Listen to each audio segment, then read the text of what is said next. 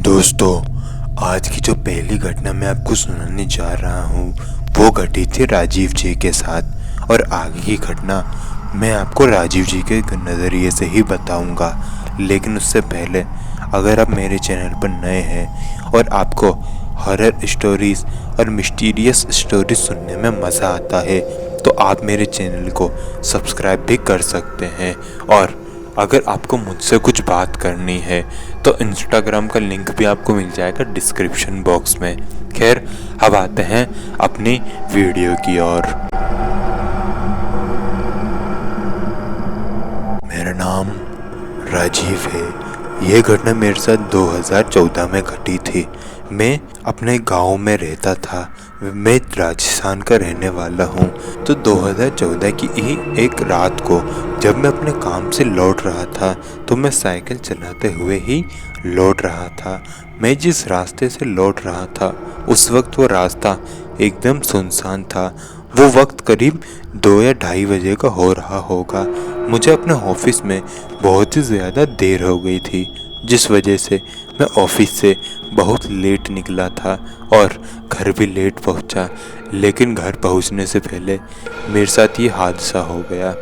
तो जब मैं साइकिल चला रहा था तो साइकिल चलाते चलाते ही अचानक से मेरे साइकिल की चेन उतर गई। मैंने मेरी साइकिल रोकी और साइकिल से नीचे उतरा और अपनी साइकिल की चेन चढ़ाने लगा। जब मैं साइकिल की चेन चढ़ा ही रहा था तब न जाने कहाँ से एक रहस्यमयी औरत मेरे सामने आके खड़ी हो गई।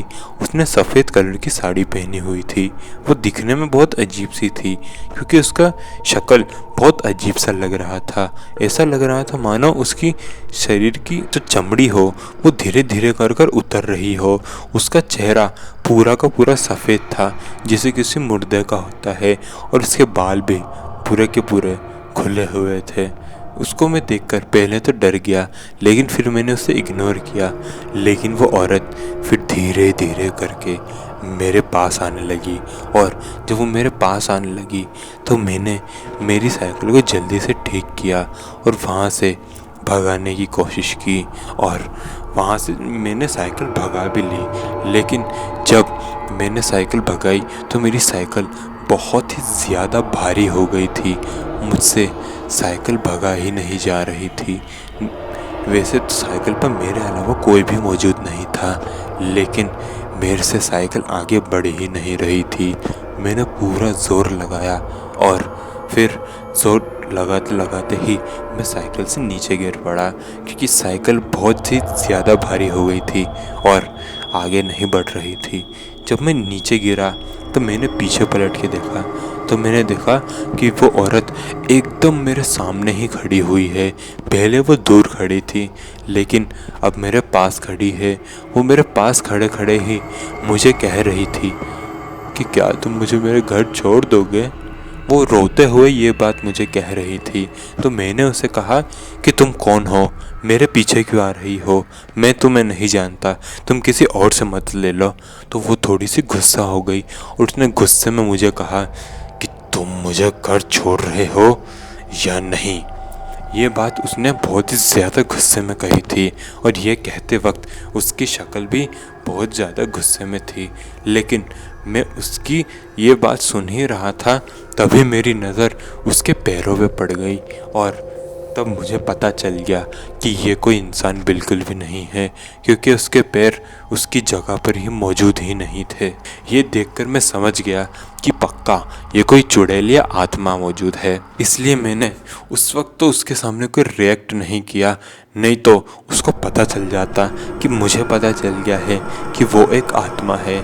इसलिए मैंने उसको ऐसा दिखाया कि मुझे पता नहीं चला है और मैंने कहा कि ठीक है, मैं वापस साइकिल खड़ी करता हूँ और फिर मैं आपको आपके घर पर छोड़ दूँगा। मैं ये बात जैसे ही उसको कही तो वो चुपचाप हो गई और उसने मुझे कहा इशारे से कि ठीक है। मैंने मेरी साइकिल जैसे ही उठाई तो वो औरत साइकिल के पास आने लगी और उसके बाद मैंने बहुत ही ज़्यादा तेज़ी से मेरी साइकिल भगा ली और भगाते हुए ही अपने घर पहुंच गया। वो साइकिल भगाते वक्त मैं पीछे पलटकर भी देख रहा था।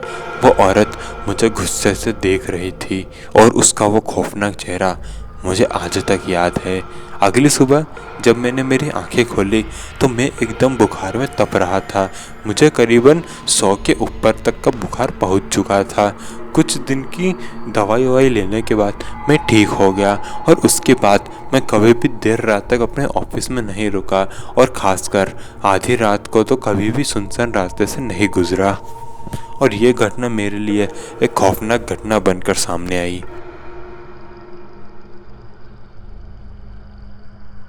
दोस्तों, मैं आपको अगली जो घटना सुनाने जा रहा हूँ वो उमंग जी के साथ में घटी थी और आगे की घटना मैं आपको उमंग जी के पॉइंट ऑफ व्यू से ही सुनाऊंगा।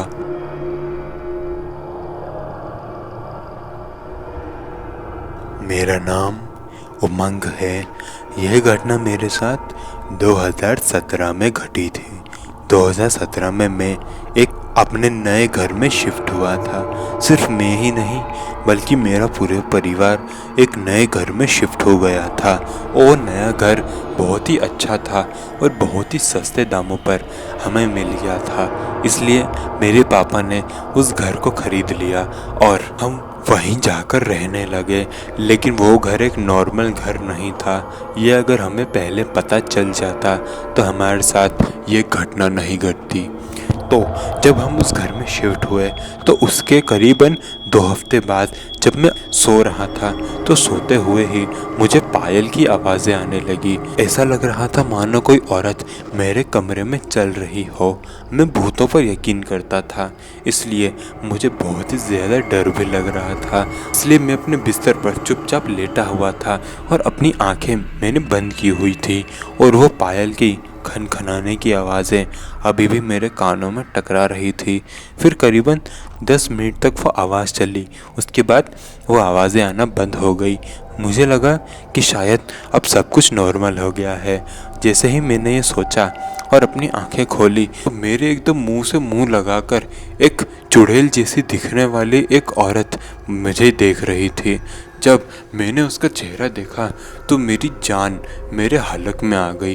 उसका चेहरा बहुत ही ज़्यादा डरावना था और उसका चेहरे के एक आँख मौजूद नहीं थी।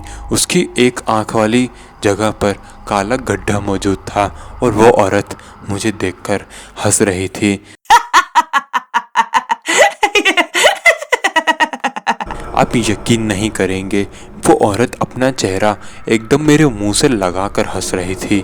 मेरा मन तो कर रहा था कि मैं बहुत ही ज़्यादा ज़ोर ज़ोर से चीखूं चिल्लाऊं, लेकिन मेरे मुंह से मेरी आवाज़ ही नहीं निकल रही थी। और इतना ही नहीं बल्कि मेरे शरीर का पूरा खून सूख चुका था और मेरा शरीर का एक भी हिस्सा काम नहीं कर रहा था। मन तो कर रहा था कि मैं इस रूम से भाग जाऊं, लेकिन मेरा शरीर रिस्पॉन्स ही नहीं कर रहा था। कुछ देर तक वो औरत मेरे सामने ही रही और उसके बाद मेरी आंखों के सामने गायब हो गई। वो जैसे ही गायब हुई तो मेरे मुंह से आवाज़ निकली और मैं चीखने चिल्लाने लगा। मेरी आवाज़ सुनकर मेरे पापा बाहर आए और वो दरवाज़ा खटखटाने लगे, लेकिन वो दरवाज़ा नहीं खोल पा रहे थे क्योंकि दरवाज़ा अंदर की तरफ से बंद था। सोने से पहले मैं हमेशा दरवाज़ा अंदर से बंद कर लिया करता था। जैसे ही पापा वहाँ आए तो मैं भागते हुए गया और दरवाज़ा खोला। मैंने दरवाज़ा खोला तो मैंने देखा कि पापा और मम्मी और मेरी छोटी बहन वहाँ खड़े हैं। वो जैसे ही मैंने उनको देखा तो मैं पापा से जाके लिपट गया और रोने लगा। वो पूरी रात मैंने जागते हुए काटी। जैसे ही सुबह हुई और मैं थोड़ा नॉर्मल हुआ तो मैंने रात की पूरी घटना मेरे पापा को सुनाई। उन्हें ये घटना वैसे तो रियल नहीं लगी, लेकिन उन्होंने मुझे शांत कराने के लिए इसे रियल मान लिया और उसके बाद कहा कि ठीक है, हम कुछ देखते हैं। उसके बाद भी इस घर में मेरे साथ पैरानॉर्मल एक्टिविटीज़ होना जारी रही। जब भी मैं अपने ही रूम में बैठा करता था तो मुझे वापस से वही पायल की आवाज़ें आने लग जाती थी और जैसे ही मुझे वो पायल की आवाज़ें आने लगती थी तो मैं मेरे रूम से बाहर चले जाता था और ये जितनी भी घटनाएं मेरे साथ हो रही थी वो मेरे ही रूम में हो रही थी। किसी रूम के बाहर नहीं हो रही थी। और कभी कभी मुझे ऐसा लगता था मानो कोई खड़े खड़े मुझे देख रहा हो, लेकिन उस वक्त उस रूम में कोई भी मौजूद नहीं होता था। रूम की लाइट खुद ब खुद ऑन हो जाती थी और खुद ब खुद ऑफ भी हो जाती थी। बिस्तर की बेडशीट खुद ब खुद उथल पुथल हो जाती थी। ये घटनाएं कुछ ज़्यादा ही होने लगी, तो ये घटना एक बार फिर से जाके मैंने पापा को बताई और ये बात पापा ने उस ब्रोकर से पूछी और पूछा कि सारी पैरानॉर्मल घटना उसी रूम में क्यों होती है। तो ब्रोकर ने बताया कि जिस रूम में मैं रहता हूँ उस रूम में पहले एक लड़की रहा करती थी, जिसके ऊपर पढ़ाई का इतना ज़्यादा बोझ डाल दिया था उसके परिवार ने कि उसने सुसाइड कर लिया था। उसकी लाश उसी रूम के पंखे से लटकी हुई मिली थी और उसके बाद से ही ये घर खाली हो गया था। और उसके बाद हम पहले लोग थे जिन्होंने इस घर को ख़रीदा और वो लड़की की आत्मा आज भी इस घर में भटकती है और वो चाहती है कि हम यहाँ ना रुके। इसकी ये बात जानते ही मेरे पापा ने उस घर को रातों रात खाली करवा लिया और हम कहीं और जाकर बस गए। वो घर आज भी नहीं बिका है और उसी जगह मौजूद है और हर बार वो लड़की अपने होने का एहसास किसी न किसी को करवाती रहती है और हर दिन कुछ न कुछ उसके बारे में खबर हमें मिलती रहती है।